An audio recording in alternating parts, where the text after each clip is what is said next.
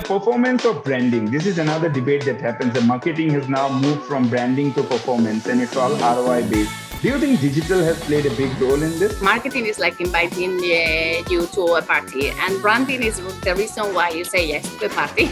And then customer experience is the reason why you will come back to the party. So, meaning, for me, there's no one without another.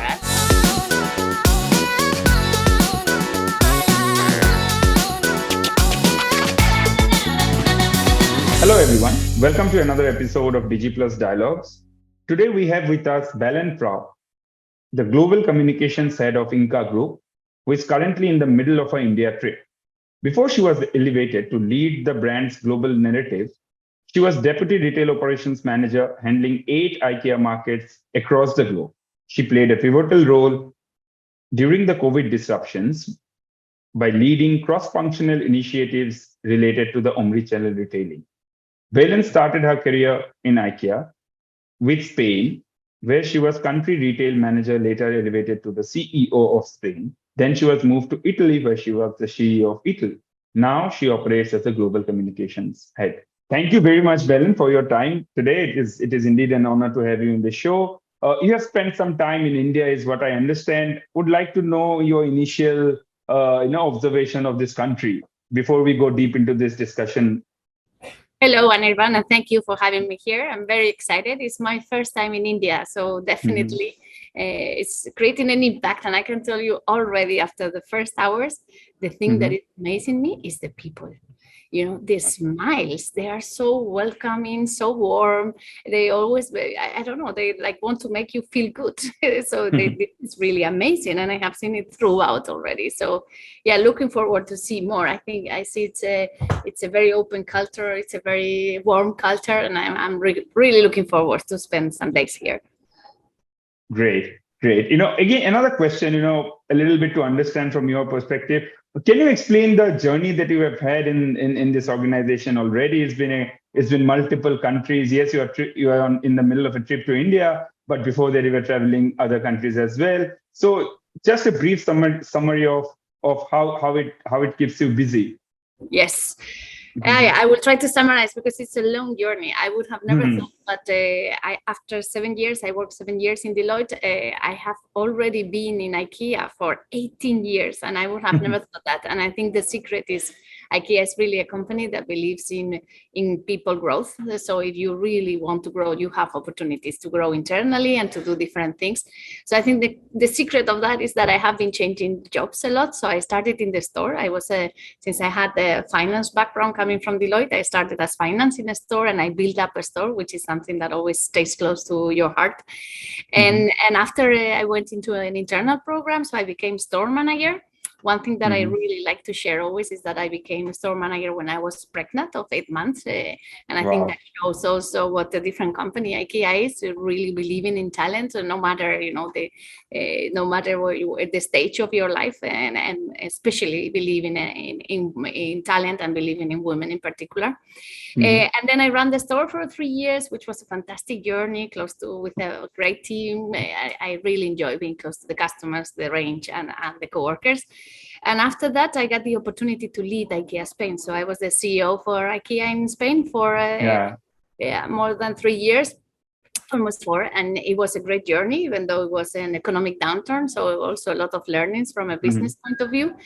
And then I went to Italy because there was an opportunity to lead the transformation journey there. So I was moving with my family. By then I had already my 3 children.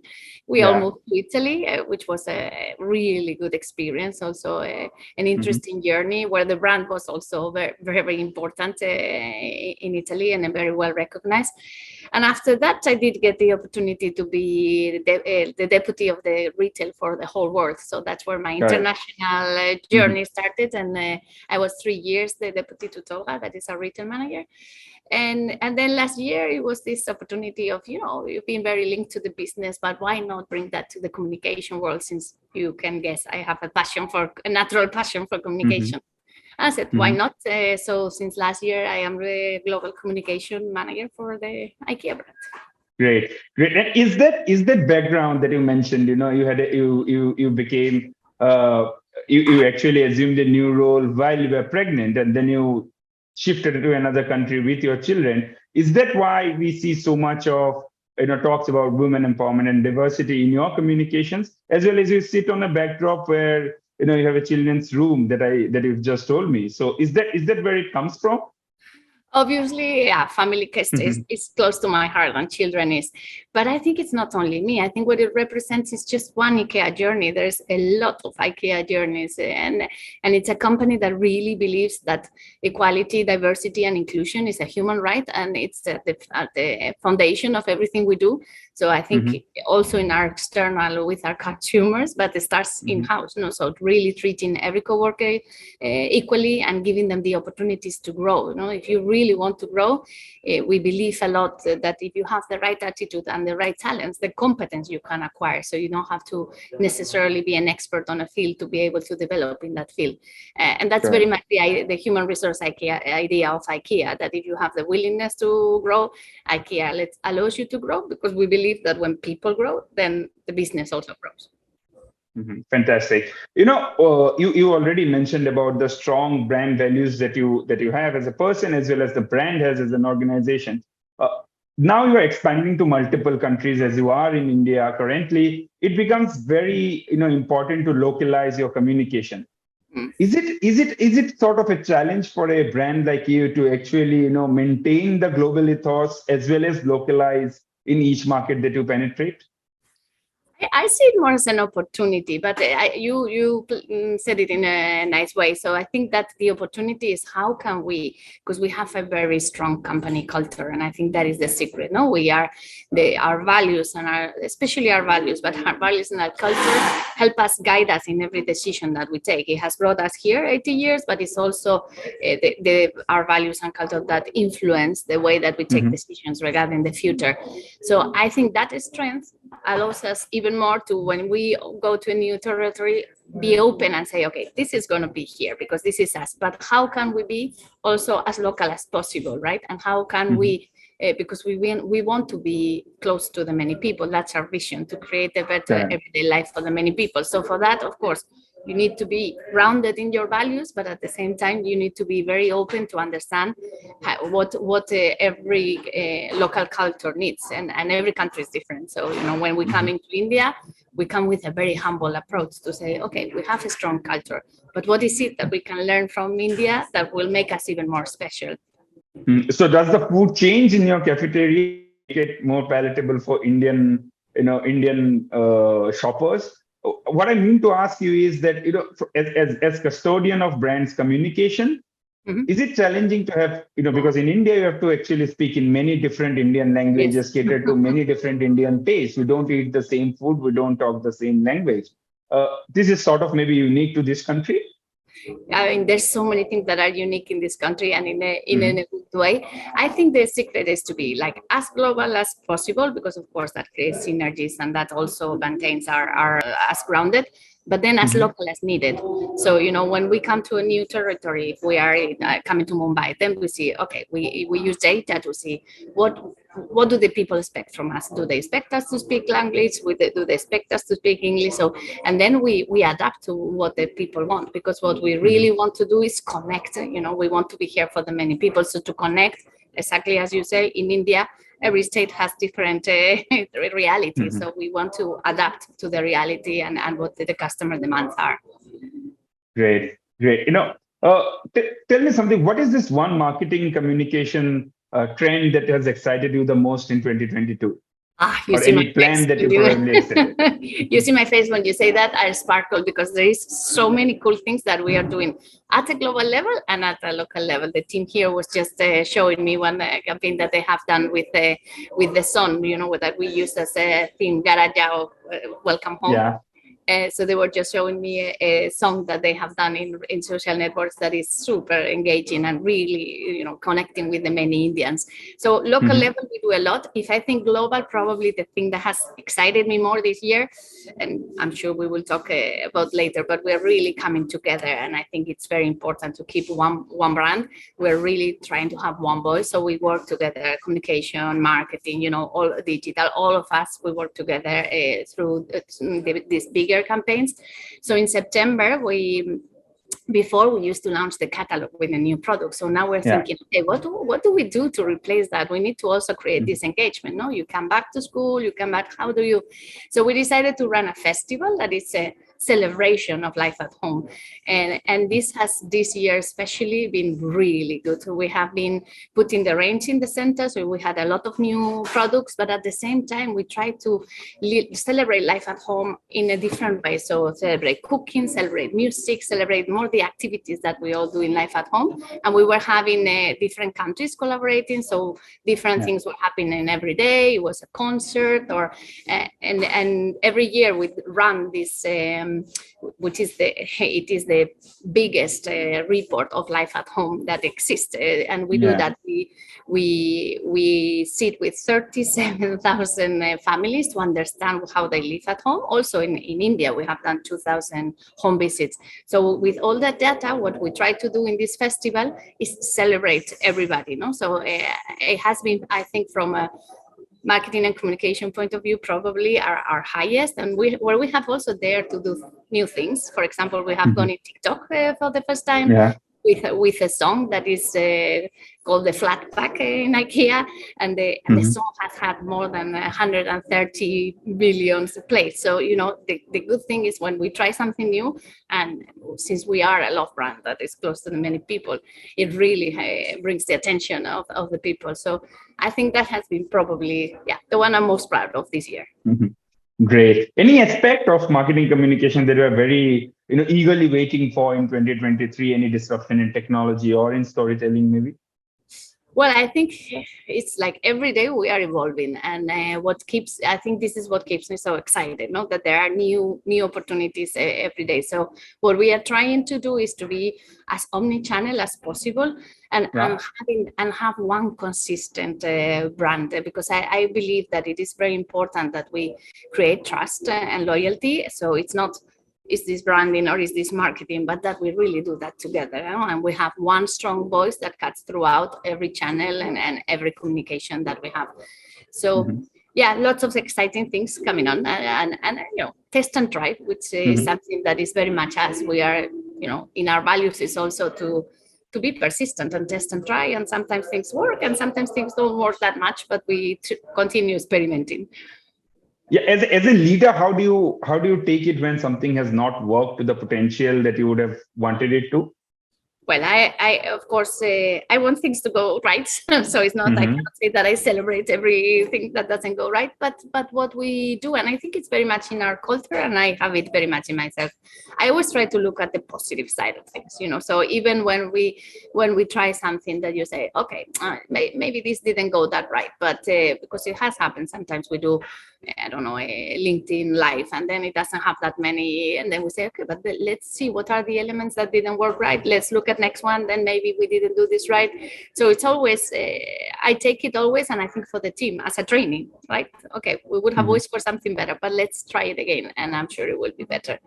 So fantastic. I think every error is our founder used to say that errors are part of everyday life. The important thing is not to make the same error twice. So you do one, you learn, and then you try again. Great. No repeating the same error twice. Great insight, actually. We were talking about new opportunities, and one thing that is often discussed whenever we're talking about emerging tech is artificial intelligence. And I want to know from you, how is it that AI is actually influencing communications? Also, as a custodian of the brand's communication, what are your views on chatbots? As a lot of our interaction nowadays happen with those.